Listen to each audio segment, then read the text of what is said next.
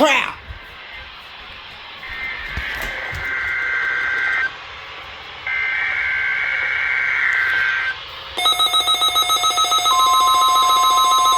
Not today.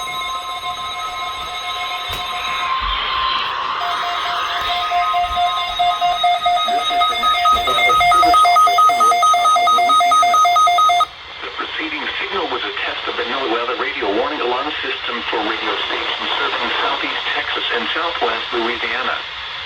During potentially dangerous weather situations across the area, the alarm tones you just heard would be activated and immediately followed by information about the impending hazard. Your reception of the alarm tones and radio broadcast may vary at times even though you're using a quality receiver that is in good working order.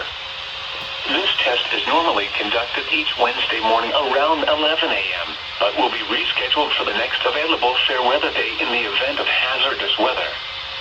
This has been the National Weather Service. We now return to our regular programming.